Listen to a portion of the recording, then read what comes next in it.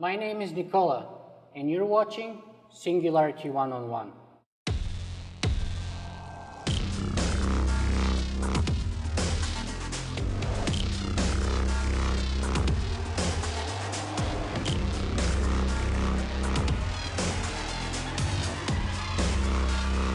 Singularity.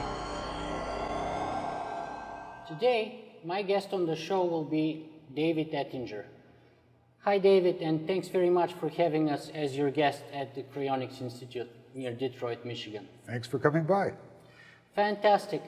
David, let me ask you, first of all, to begin our conversation, perhaps by introducing yourself a little bit, what you do and what the mission of the Cryonics Institute is. Okay, well, let me talk about the Cryonics Institute first and me second. That's the more important thing. Very well. The Cryonics Institute is a nonprofit membership organization composed of people who believe that in the future we're going to have radical improvements in medical technology. And for those of us who aren't going to be around far in the future when that happens, or perhaps nearer, but we don't know for sure, for those of us who aren't going to be around, we need something to help us if we die soon and effect an ambulance to the future. And we believe that cryonics, freezing people immediately after legal death, gives us a real chance to come back and benefit from that future technology. And as to why I'm involved in cryonics, it's probably an accident of birth. My father, Robert Ettinger, was the founder of the cryonics movement, wrote a book called The Prospect of Immortality, which introduced the idea in 1963. So I grew up with the cryonics idea. In fact, when the first freezing occurred of Dr. James Bedford, my father was out in California helping out, and I ended up doing television interviews at the age of 15, talking about cryonics. So I was pretty well versed in it at that time.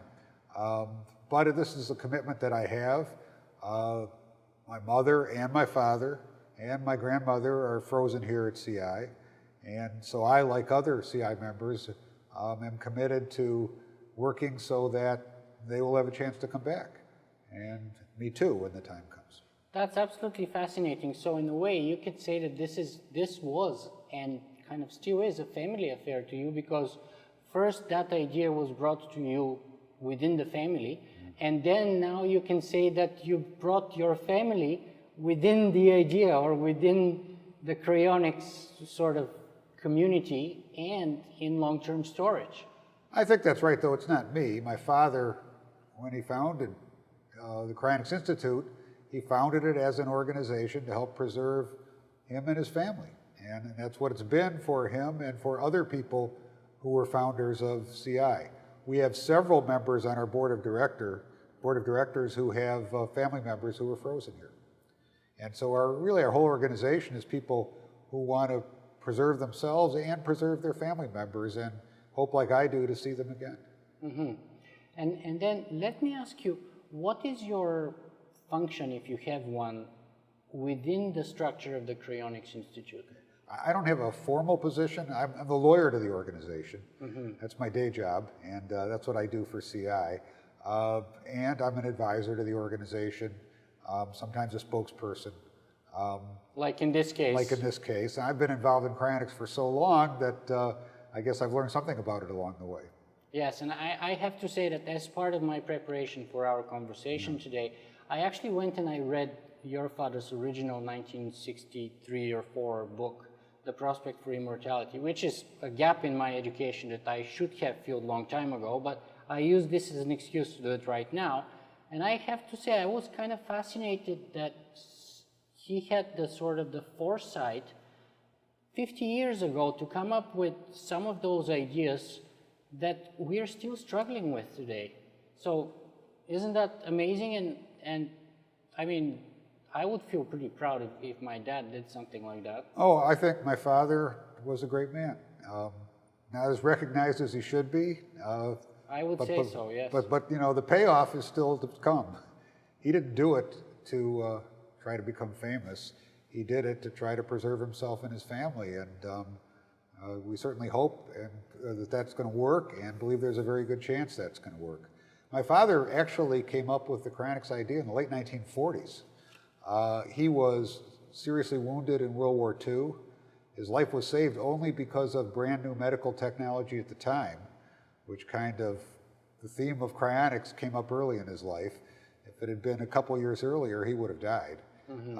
And he spent 4 years in hospitals and did a lot of reading and read about the initial pioneering research in cryobiology and wrote a little bit about it in the form of a published science fiction story at that time.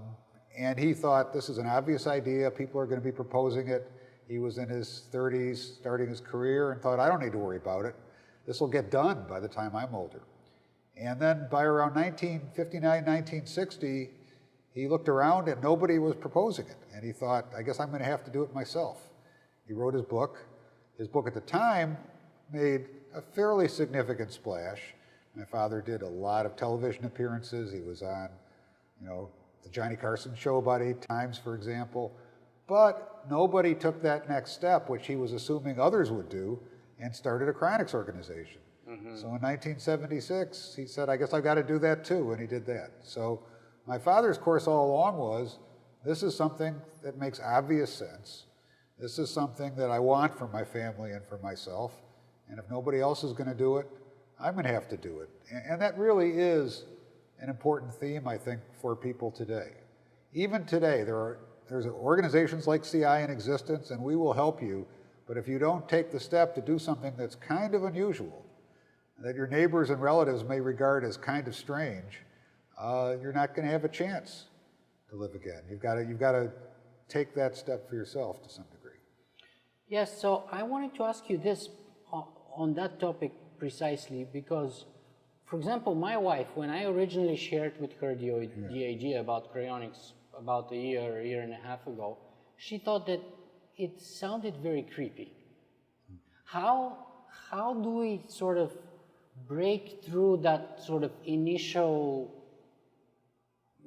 sort of feeling of repulsion or kind of pushing back that people seem to have naturally to feel like, and what should we do to combat that kind of attitude, perhaps? Well, one way my father used to do it, and I refer back to him because he was kind of the master at describing these things and did it better than I do, even though I'm a communicator for a living, was with humor. And you read his books and there's lots of jokes in there, some subtle, some kind of corny. But for example, my father said, being frozen is a horrible thing. It's just that the alternative is even worse. And he said, I don't like the idea of being frozen, but being in the ground with worms eating me is a lot more creepy. Yeah. So the truth of it is, I think people don't like to deal with death.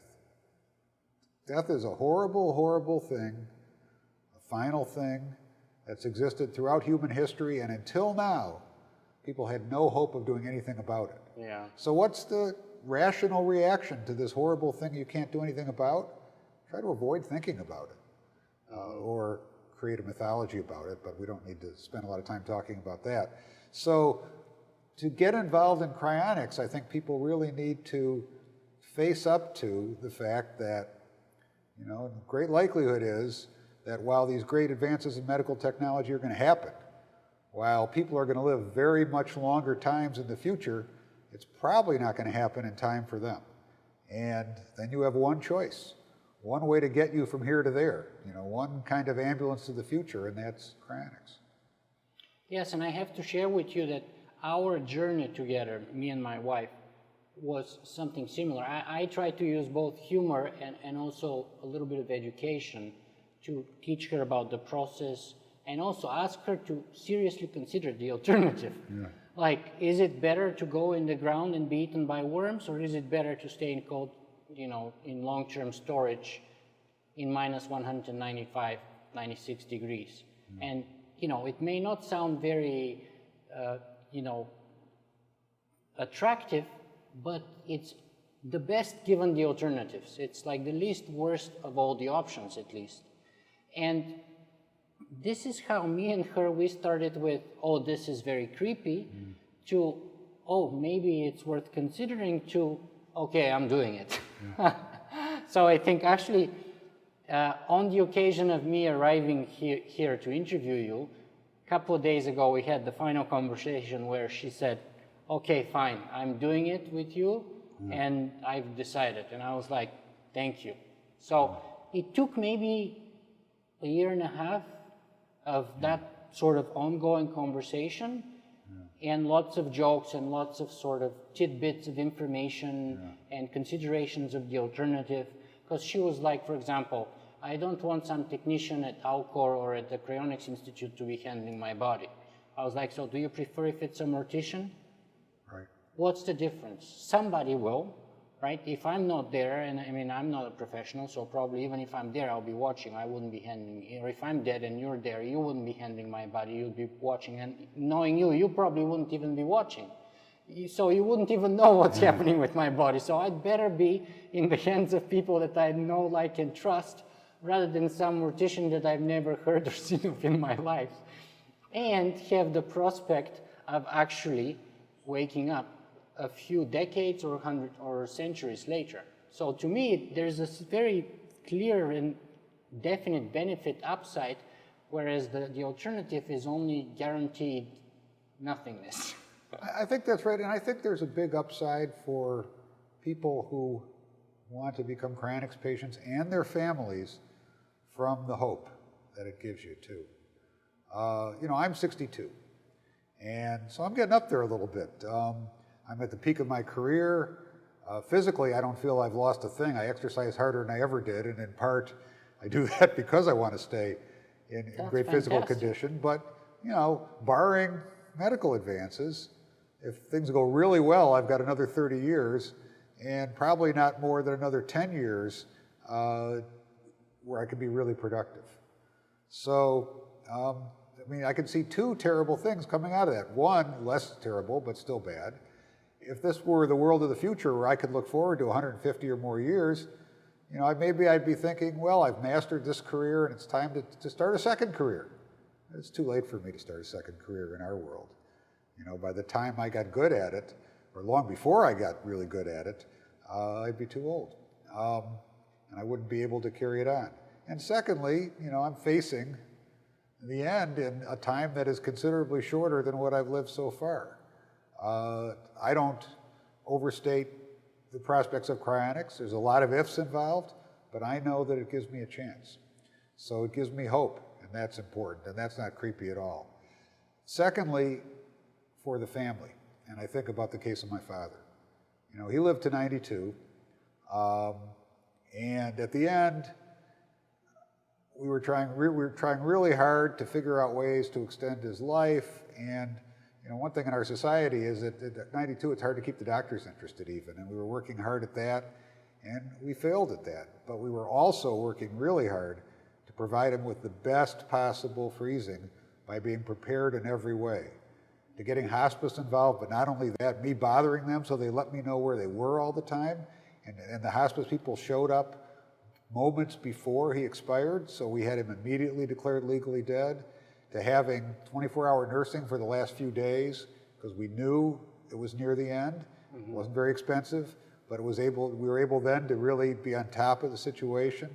My wife even talked to the fire department as a backup and said, you know, Mr. Ettinger is a decorated World War II veteran, and we'd really like this help, and explained it, and they had a special sign on their wall in case they got a call from us. We didn't need them, as it turned out, but we did these things. And the net result was, we began the freezing of my father within a minute after he was declared dead. Very important in terms of limiting freezing damage. And so, you know, the next day, after it was all done, I mean, I felt horrible. My father and I were very close. But at the same time, I felt really good that I'd given him a chance, and I'm actually feeling a little bit emotional about it right now, and that I'd done my best and I'd done what he would have wanted. And so it was an awful lot better than if he had just died.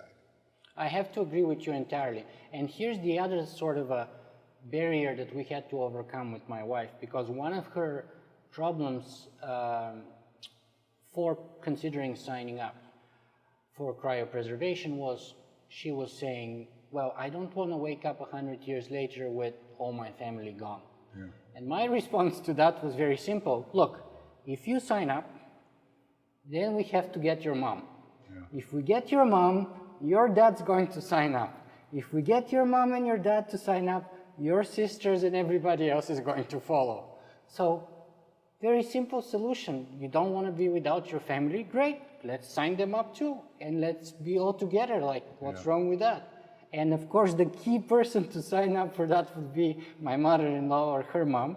Yeah. So now we're gonna go to that process to see if we can convince her. And I think if we can make that sort of breakthrough there, it will be easier for the rest of the family. Yeah.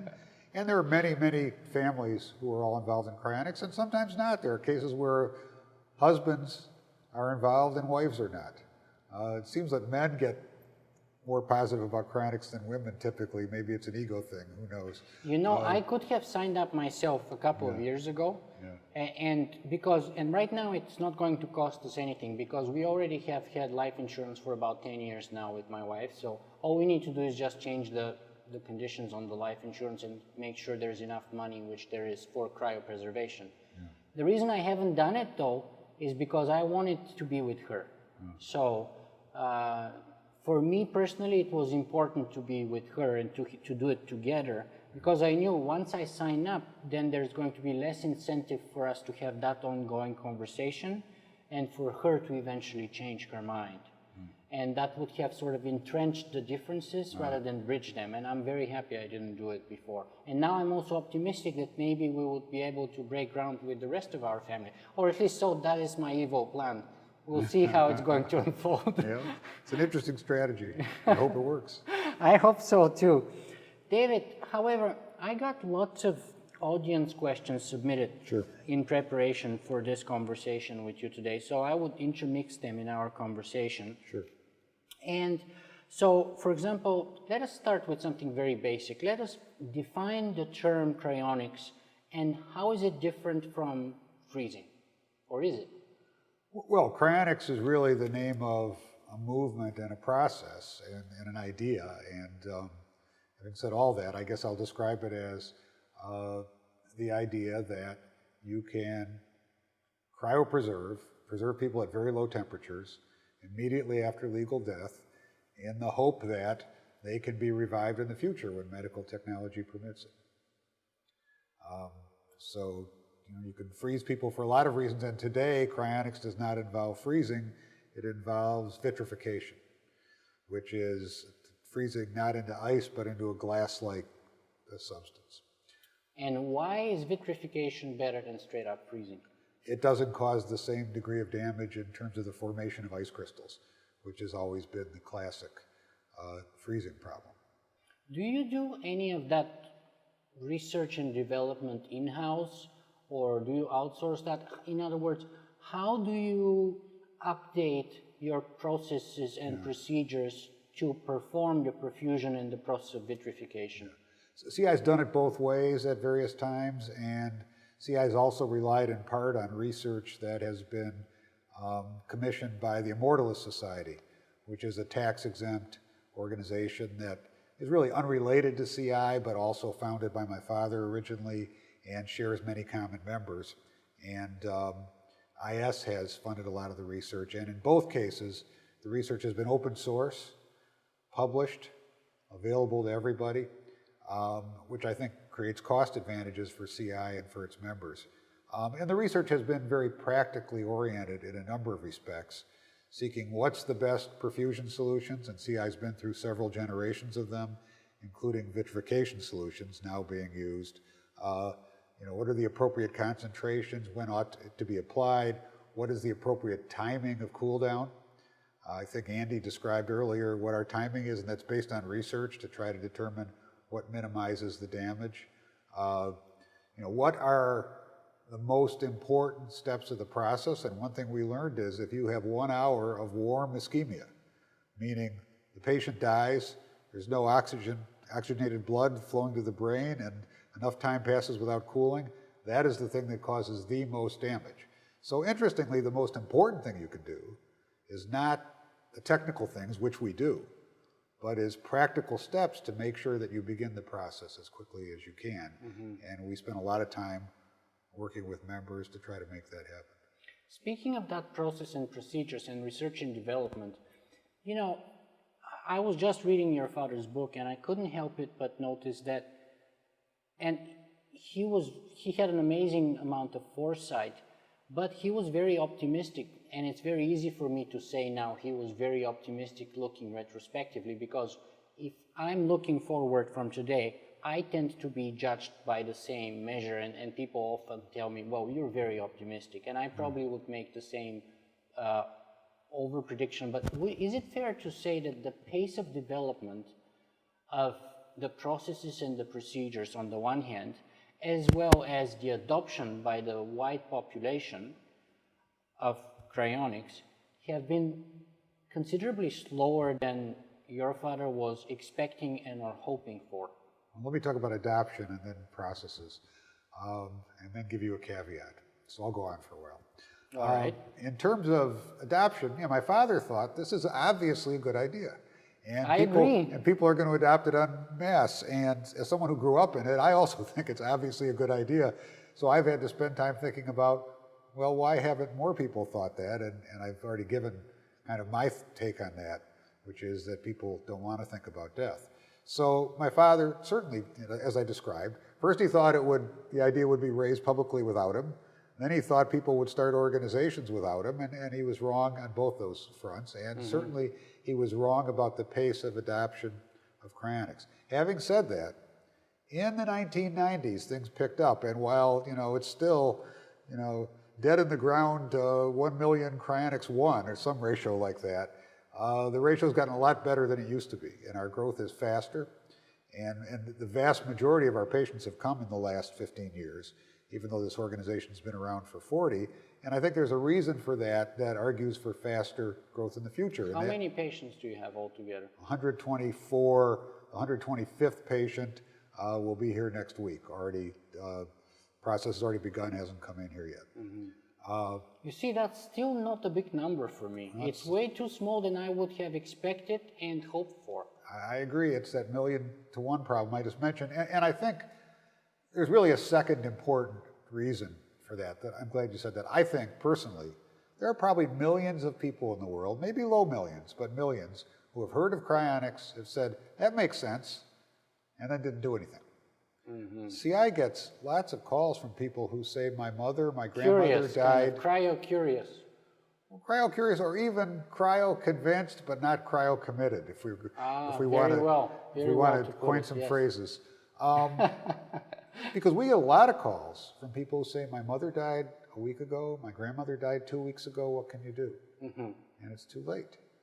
The problem is 2 weeks ago, my goodness. People don't, because people die unexpectedly. People get very sick, and it's hard to get people to focus on something like cryonics at that time. Yeah. And so you really need to, at a time when death is not imminent, take steps, go to cryonics.org, if I can put that plug in. Sure, of course. And on the web, read about us, commit, join, sign a contract, and make sure you figured out how you're going to make sure this happens. Because that's the difference, and I'm convinced that if everybody who liked the idea took those steps, we'd have thousands of patients today. Okay, let me grab that thought and ask you, let's say we have members of our audience right now who are committed and they're interested and they're serious in joining. What do I do and how do I do it? Tell me what's the process. Let's say I go to your website or I pick up the phone. What happens next? What should I do? How do I become a member? You become a member, you become a lifetime member by paying $1,250 per family. Per family? Per family, not just an individual. Does it matter how many siblings or kids do you have? That's right, it does not. And I think we're pretty flexible in the definition of a family. Does that include the pets too? And yeah, if people have pets that they want to have frozen. Because a lot of people consider pets members of the family. There's no extra membership fee for pets. And some people who think that is too much become annual members. And they pay $75 initially plus $120 per year. And to be cryopreserved by CI, the minimum fee is $28,000. It's $35 if you're an annual, not a lifetime member. It's $35 in an emergency where there may be more of a commitment for CI. One thing I think that's remarkable is that the price that my father set for the Cryonics Institute in 1976 was $28,000. We have had 0 increase in price in 40 years.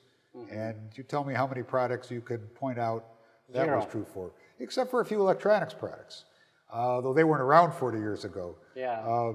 And the reason is, I think there's 2 important reasons. One is that CI has relentlessly worked to innovate, to try to become better, but also cheaper.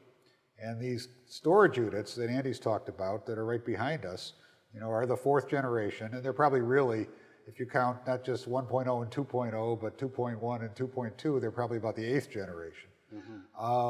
Do a very, very good job of holding, of insulating, and therefore there's very little liquid nitrogen boil off, and long term, that's the only expense for a patient. Yeah, it's incredible. We have probably 220 degrees Celsius difference between the temperature we're in right now here and the inside of these units, and there's not even a condensation on them. It's not cold, not in the slightest. They're not even, it's not in the slightest. So it's much cheaper than it was when the organization started. And the other thing is our business model.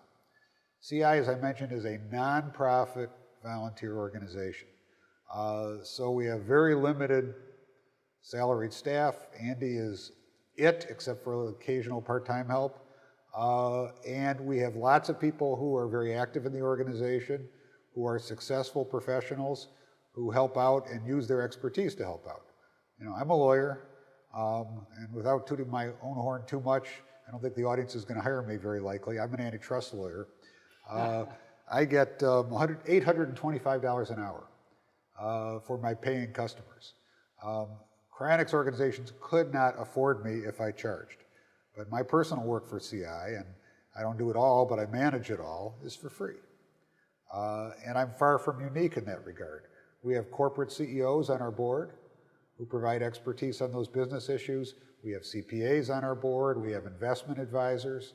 And so a lot of what we do is no charge, and it's not because people are altruistic, it's because people are committed that cryonics work for them and for their families. And so that way we're able to operate, I think, very stably for the long run, and you need a cryonics organization that's going to be around for the long run. And I think 40 years with no price increases says a lot about that. So you mentioned about $30,000 provided it's not an emergency of some sort. Yeah. And so let's say the worst case scenario would be a $35,000 fee. But what's one of the questions people ask me to ask you is, what's the money going towards?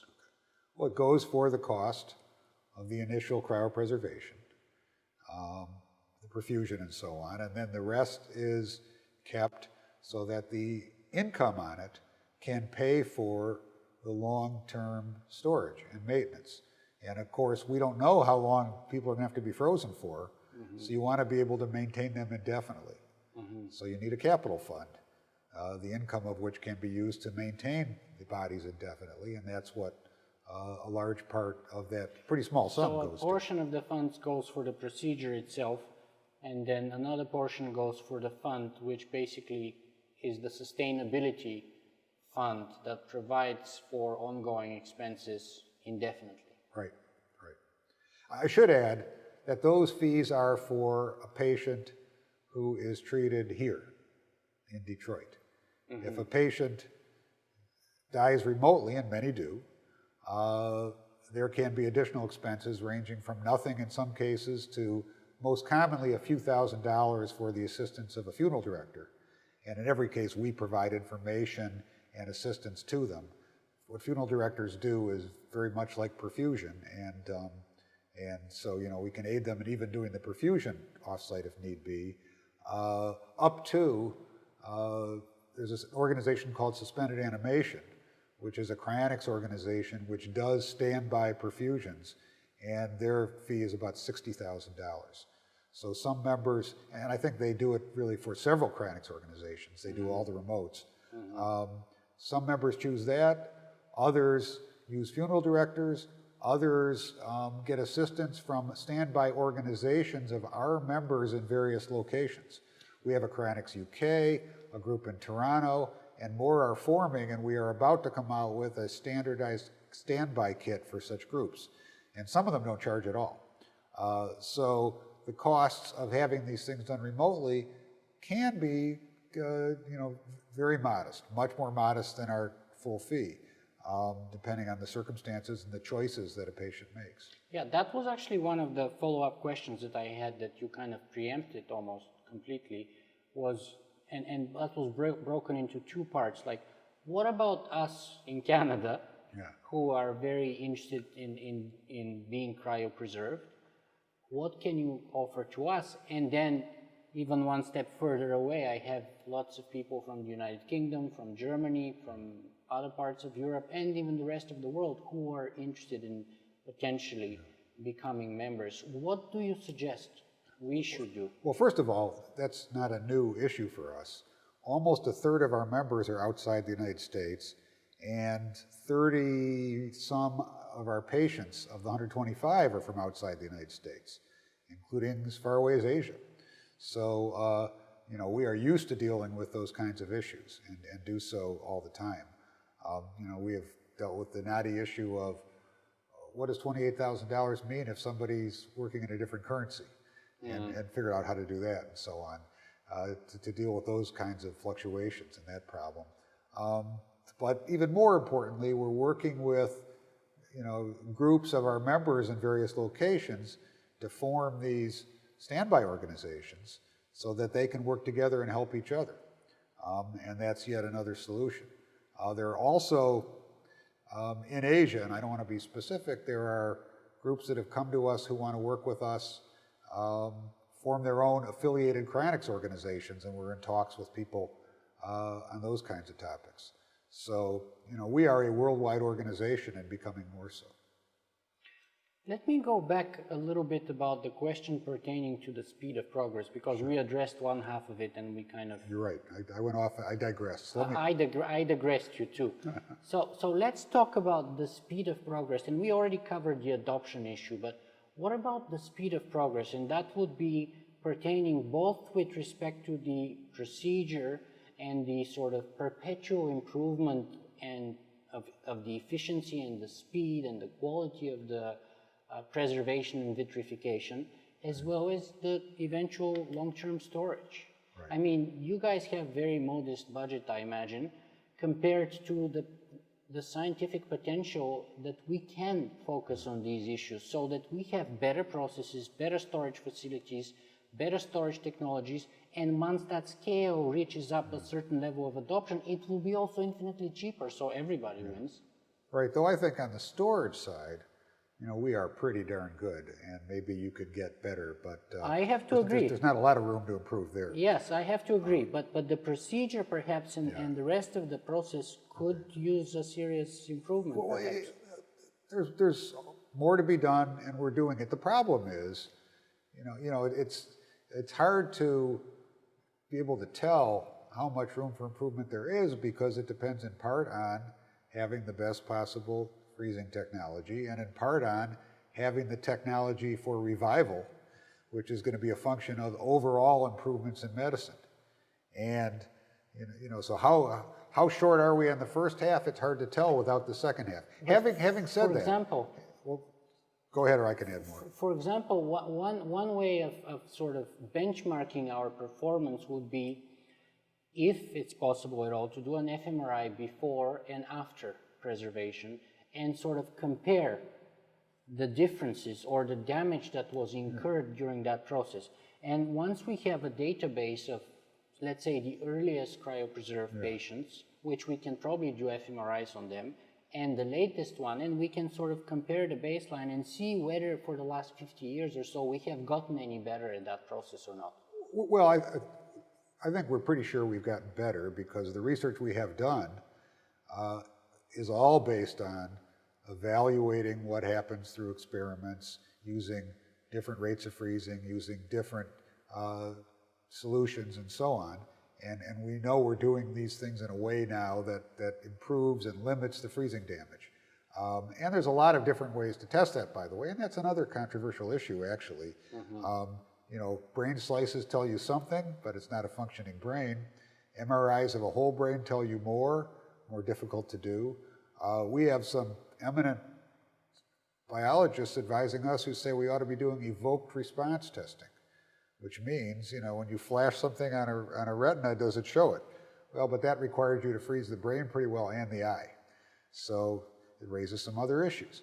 And so these are among the things the research is grappling with. It's getting better, but you know, you're absolutely right that the funds are limited.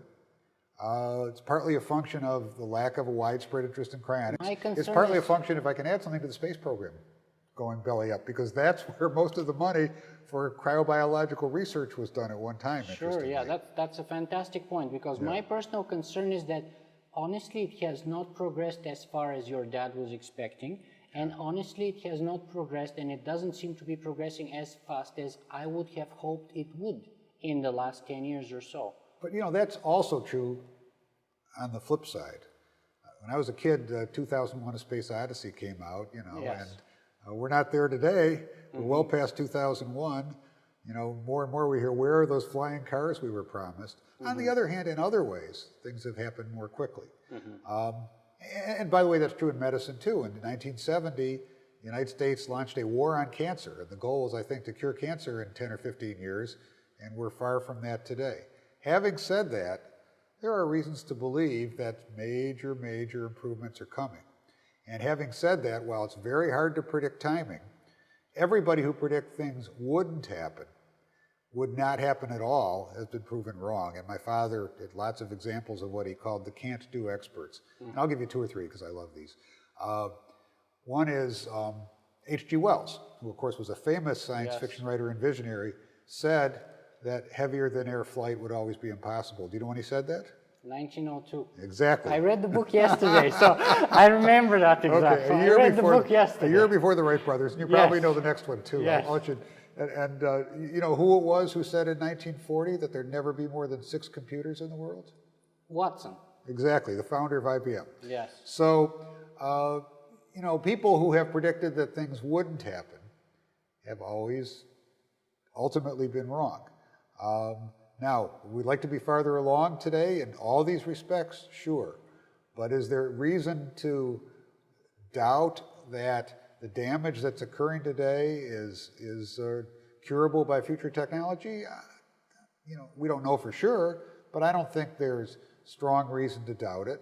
I think there's an unlimited potential or a vast potential for medical technology, and cryonics is still the best bet in town.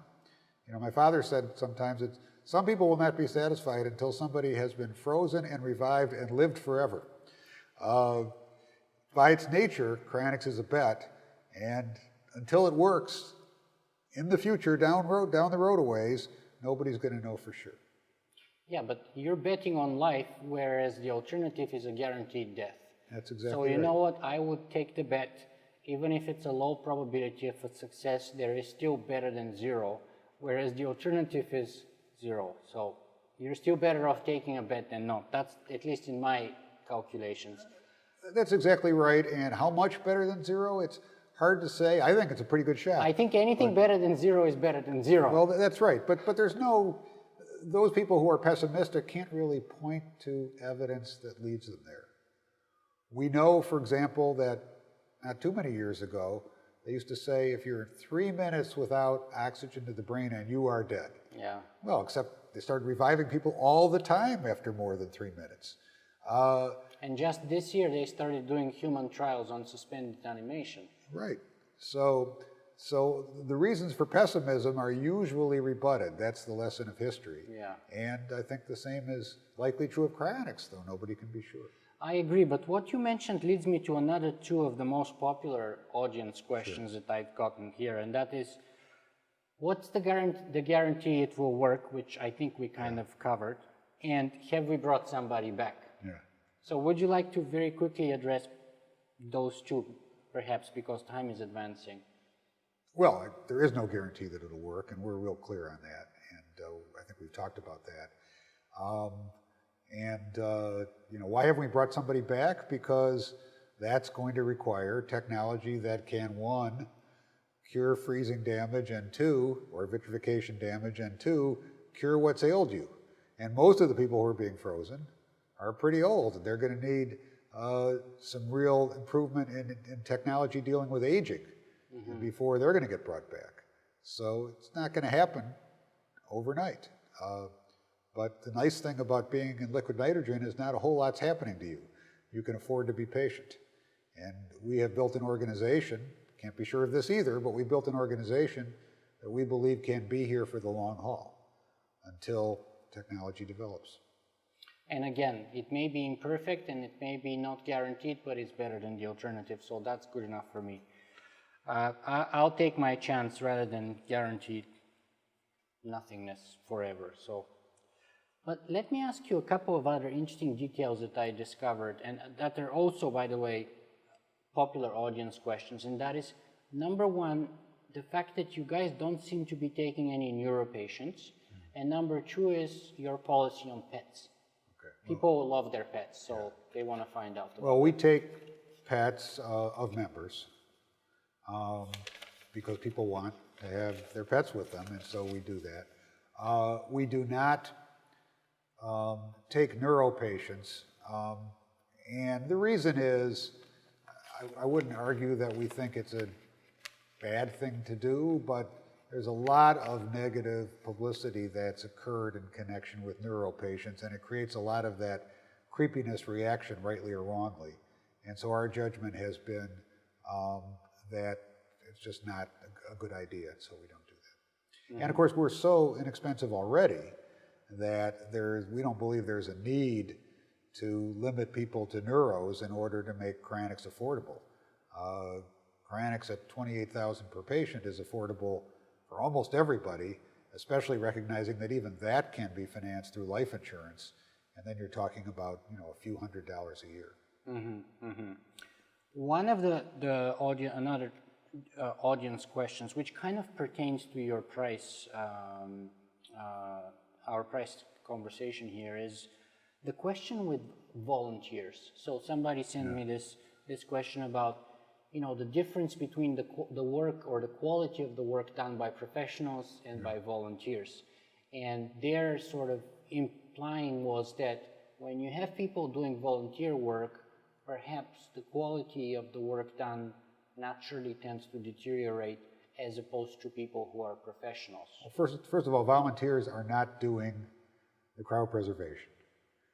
Andy, our facility manager, has been working here for about 30 years and knows about as much about cryonics technologies as anybody. He's grown up with those technologies, and with my father, innovated a lot of those technologies. And he's paid employee, and we work with other people who are. It's also the case, though, that where we use volunteers, we use people at the top of their profession.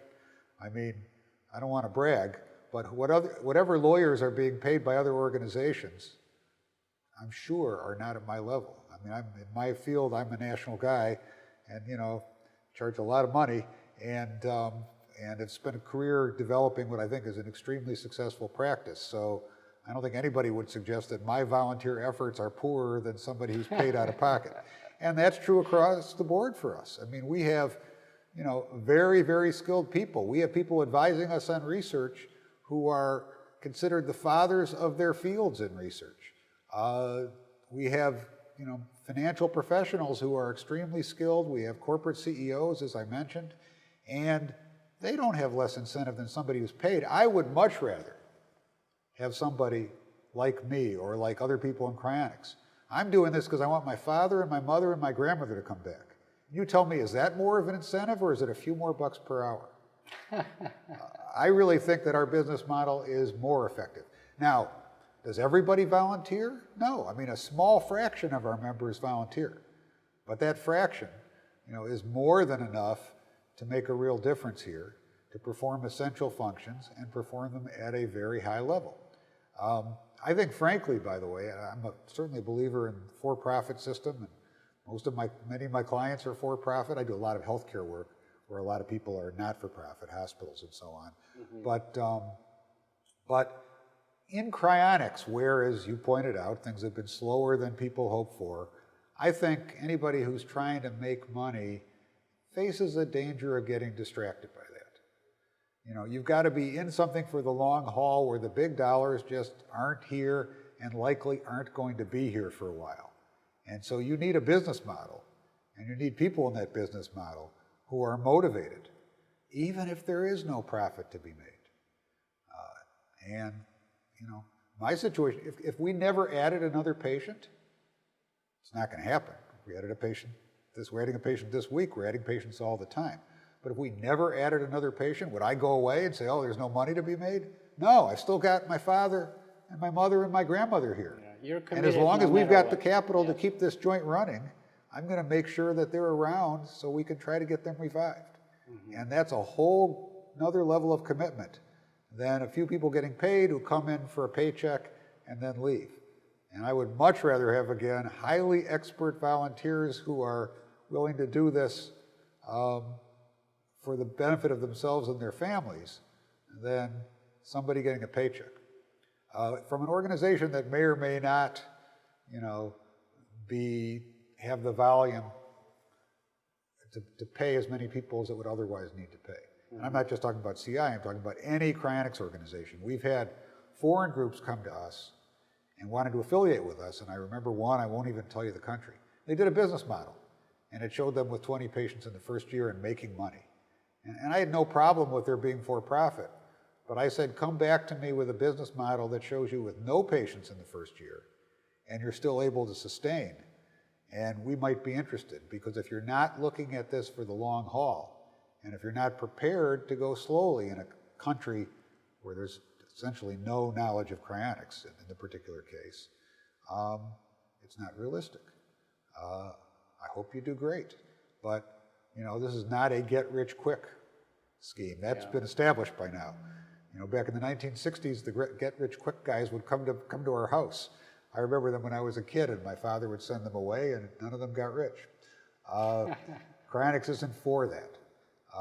And so I think our motivation and our model is in the right place. That's excellent. So let me give you another concern that was submitted to me, and that's securing against vandalism, theft, or sabotage. Yeah. So people are concerned. They're here. Let's say they've had very good vitrification done on them. They've been successfully placed with the minimum damage in long-term storage. How do they? In other words, what kind of measures or action do you do to minimize vandalism, theft, or sabotage? We've worried a lot about that, and not just those, but natural disasters, fires. We spent lots of times on board meetings worried about that. As you can imagine, people are worried about themselves and their families. And so, number one, we have state-of-the-art alarm systems that connect to police and fire. We're very near fire department and the police department, and connect to local members. We have video camera systems, which the board can view and does real-time, remotely, to make sure things are okay. We have somebody here almost all the time. We have units. You could take a mallet to this thing and it wouldn't have any effect on it. For somebody to do damage to these storage units, they would have to be the Russian army and not on vacation. It's a current reference of this week with what's going on in the Ukraine. But you'd have to have serious implements in order to do any harm here. We have a sprinkler system, an automatic sprinkler system. So we have taken a lot of steps. And if anybody has a bright idea about any more, we are open to them, because everybody wants to avoid not just the likely problems, there really aren't any, but the unlikely problems, because we need to be here for a long time and avoid all those problems. Now, let me ask you for a couple of alternatives that have been proposed in the last few years, and most notably, that's the one by Ken Hayworth, which is chemical brain preservation. The idea, namely, being that if you can, first of all, that under electron microscopy, or when you view the brain tissue samples under electron microscope, you see a lot more damage than with other techniques that are commonly used right now. Let's say, for example, with an fMRI machine or something like that. And also the other benefit is that it allows you to store the brain at room temperature. So generally speaking, without going into the details too much, because we're really starting to run out of time, but what's your take on alternative technologies, and are you open to consider perhaps any of those alternatives, such as chemical brain preservation? Well, I mean, CI exists to produce a result. We are not married to an ideology or a process, and so we're certainly open. I mean, my sense, and I'm not CI's leading technical expert on this, but my sense is that alternatives like chemical preservation are, you know, even today not as robustly supported as cryopreservation is. You know, they supposedly currently work well for a very small tissue. well, right, but you know, so right now cryopreservation's had its limits, but organs have been frozen and revived. Whole creatures of various sorts have been frozen and revived, so it's more than just slices. And so I would say it's premature to start offering something like that, but we're open to new ideas as the evidence develops. Yeah, and I think that the Chemical Brain Preservation Foundation actually has an award for the first mouse brain that would be preserved, because we haven't even gotten to the scale of mouse brains yet. And yeah, that's an interesting competition that I'm watching myself carefully, actually. Would you happen to share if you have any sort of views or relevant ideas about transhumanism? Because a large part of my audience consists of people who would consider themselves to be either transhumanists or H+, or any of the other labels on our community. So what's your take on transhumanism? Well, you know, my father wrote a book in 1970, I think, called Man into Superman, which some people say, I don't know the history, was really the first book about transhumanism, and talked about a lot of things that people started talking about a lot more 3-4 decades later. So in cryonics, I think cryonics is kind of inextricably intertwined with transhumanism, because unless you're going to have radical improvements in medical technology, there's not a lot of point to cryonics. If aging is not going to be, you know, dramatically extended, there's not a lot of point to cryonics. And so a lot of things are going to come with that. So to that extent, you know, I think transhumanists, cryonicists should believe in a good part of what transhumanists believe in, and vice versa. And you know, if you're a transhumanist and you think all these things are coming and the singularity is coming, I would take you back to our conversation of a few minutes ago. Where are the flying cars and where's the cure for cancer? Don't be so sure it's going to happen in your lifetime. You know, there are some famous transhumanists whose names I won't mention who predict things by 2020 and 2030, and I kind of wonder if they do that. 2045, yeah. I kind of wonder if, no, these guys do it earlier because they won't be around by 2045.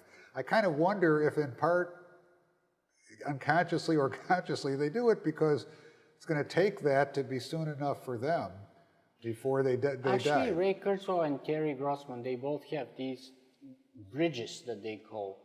So by the 2020s, we would have the first bridge, which would allow us to reach to the 2030s.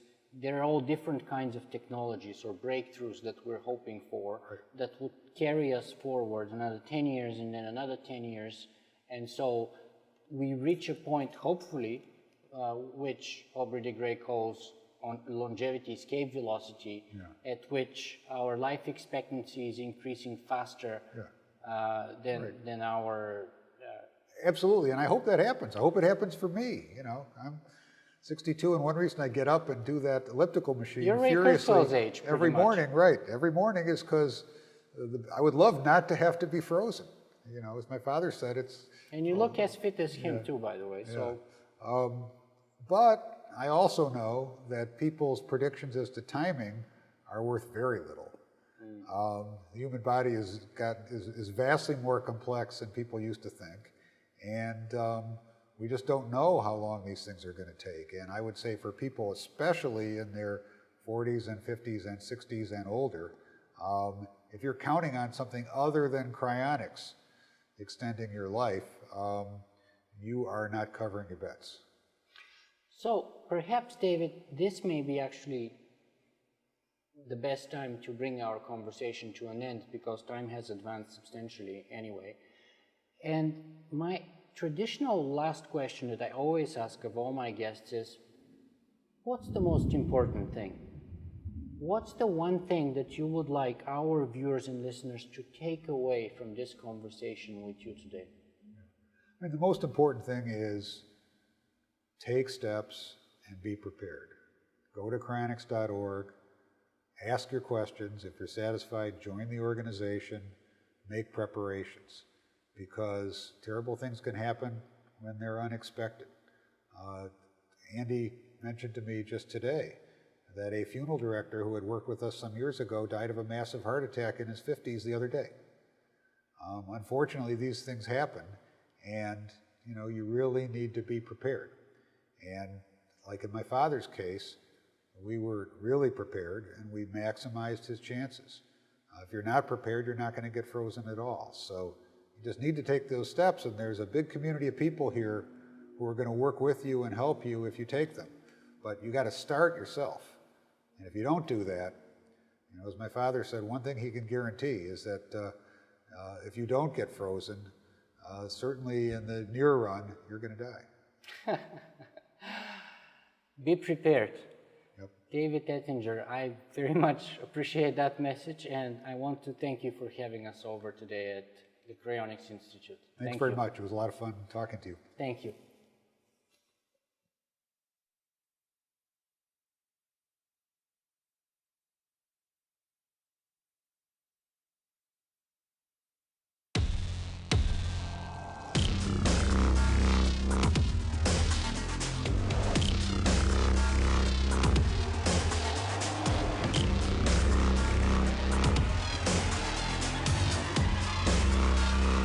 Singularity.